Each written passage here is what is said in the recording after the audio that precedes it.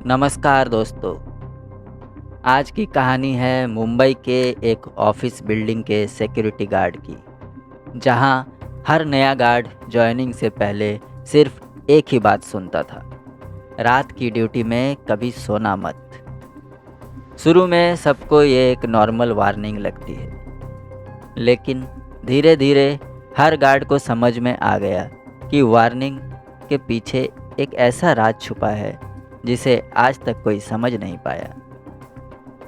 अब चलिए शुरू करते हैं। और अगर आपको ऐसी ही सस्पेंस, हॉरर और मिस्टीरियस कहानियाँ पसंद है तो वीडियो को लाइक ज़रूर करें और हमारे चैनल को सब्सक्राइब करके बेल आइकन दबा दें, क्योंकि हर हफ्ते में हम लेकर आते हैं एक और ऐसी ही कहानी जो आपकी नींद उड़ा देगी। तो आज की कहानी है दोस्तों विक्रम की।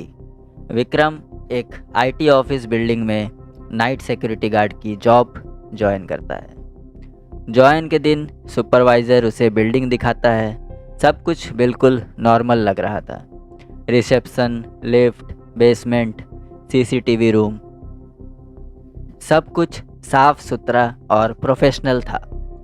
ड्यूटी स्टार्ट होने से पहले सुपरवाइज़र उससे एक अजीब बात कहता है, रात 2:30 बजे के बाद 1 मिनट के लिए भी मत सोना।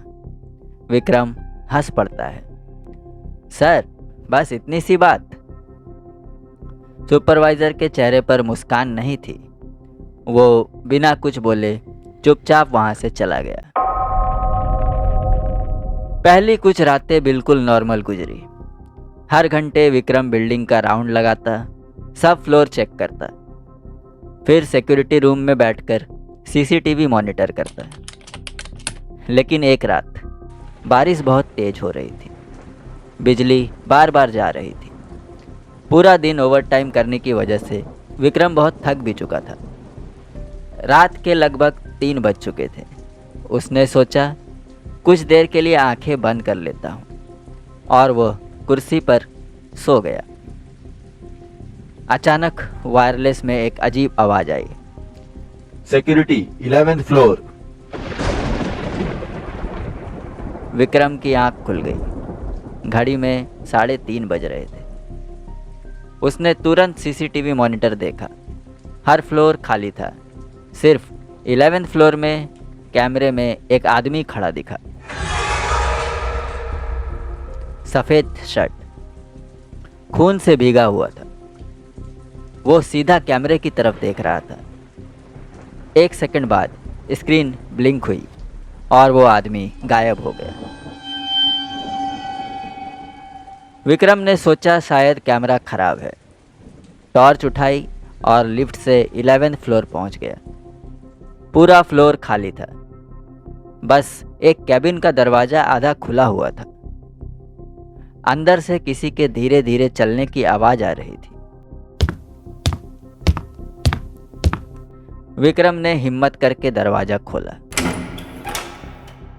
कैबिन बिल्कुल खाली था, लेकिन फ्लोर पर ताज़ा खून के निशान बने हुए थे, जैसे कोई घायल आदमी घिसटते हुए बाहर गया हो। खून के निशान कॉरिडोर की तरफ जा रहे थे। विक्रम उनके पीछे चल पड़ा। अचानक निशान एकदम से गायब हो गए और उसके पीछे से किसी ने धीरे से कहा, अब जागे हो। विक्रम तुरंत पलटा। कोई नहीं था। डरते हुए वो सिक्योरिटी रूम की तरफ वापस भाग गया। उसने जो देखा था उसे लगा शायद उसका वहम है। उसने तुरंत सीसीटीवी फुटेज को रिवाइंड कर प्ले किया। फुटेज देख के उसका खून जम गया। मॉनिटर पर हर कैमरे में वही खून से भीगा आदमी उसके पीछे खड़ा दिखा। Ground floor, lobby, lift, basement, हर कैमरे में जहां भी वो गया था उसके पीछे वो आदमी उसे फॉलो कर रहा था। लेकिन जब भी विक्रम पीछे मुड़ता वो गायब हो जाता। अचानक लैंडलाइन का फ़ोन बजा। उसने रिसीवर उठाया। दूसरी तरफ से बहुत धीमी आवाज़ आई, मेरी मौत किसी वजह से हुई थी। फोन कट हो गया। 2 सेकंड बाद फिर रिंग। गार्ड, तुम सो रहे थे। फोन फिर कट। तीसरी बार फोन बजा। इस बार सिर्फ एक लाइन सुनाई दी 11th फ्लोर। और लाइन डेड। विक्रम का हौसला टूट चुका था। यह सब उसके साथ पहली बार हो रहा था। उसे कुछ समझ नहीं आया और डर कर उसने सुपरवाइज़र को कॉल किया। सुपरवाइज़र ने फ़ोन उठाते ही पूछा, क्या तुम सो गए थे? विक्रम हैरान रह गया। आपको कैसे पता सर?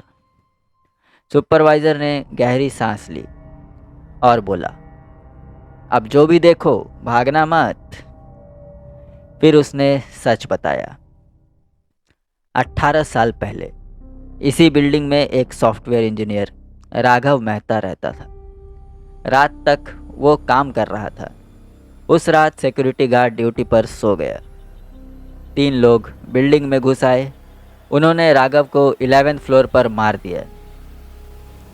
सुबह पुलिस ने सीसीटीवी देखा। पूरे मर्डर के दौरान सिक्योरिटी गार्ड सोता रहा। मरने से पहले राघव कैमरे के पास घिसटते हुए गया। उसने सिर्फ एक बात कही, सिक्योरिटी मेरी मदद करो, मुझे बचा लो। पर उसे बचाने कोई नहीं आया।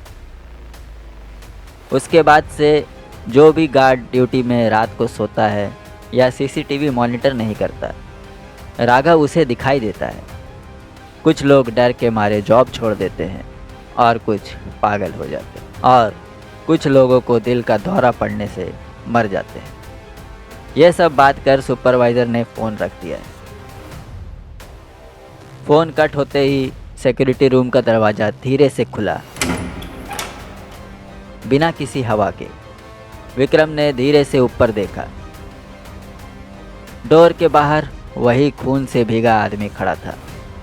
इस बार वह विक्रम से बोला, मैं उस रात घर जाना चाहता था, अपने बच्चों के पास। अगर तुम लोग अपनी ड्यूटी ठीक से करते तो शायद मैं बच जाता। उसकी आंखों से खून बह रहा था। वह धीरे धीरे विक्रम की तरफ चलने लगा।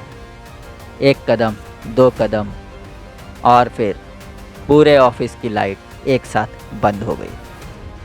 विक्रम की चीख पूरी बिल्डिंग में गूंज उठी।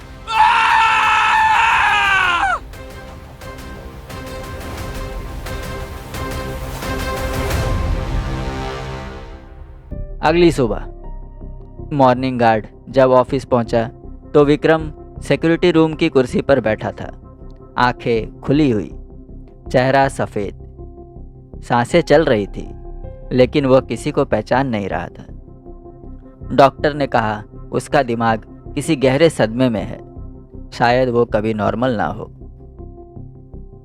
उसने उस दिन के बाद कभी एक शब्द तक नहीं बोला। 3 महीने बीत गए। बिल्डिंग में एक नया गार्ड नाइट शिफ्ट के लिए ज्वाइन हुआ।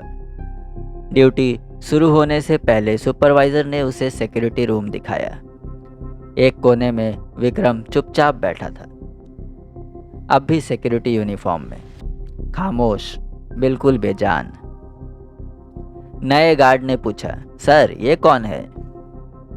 सुपरवाइज़र ने धीरे से कहा, ये पहले यहाँ ड्यूटी करता था, अब हर रात 2:30 बजे यहाँ खुद आ जाता है और सीसीटीवी को घूरता रहता है।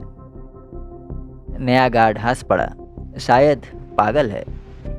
सुपरवाइज़र कुछ बोल पाता उसके पहले विक्रम ने धीरे से अपना सर उठाया, सीधा नए गार्ड की आंखों में देखा और 3 महीने में पहली बार उसने एक ही लाइन बोली, रात को ड्यूटी के वक्त गलती से भी मत सो जाना।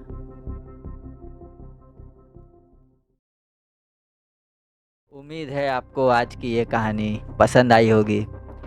अगर हाँ तो एक लाइक करके हमारा हौसला ज़रूर बढ़ाइए और हमारे चैनल को सब्सक्राइब करके बेल आइकन दबा दीजिए ताकि अगली कहानी सबसे पहले आप तक पहुँचे। मिलते हैं बहुत जल्द एक और रोमांचक कहानी के साथ। तब तक के लिए अलविदा, शुभ रात्रि।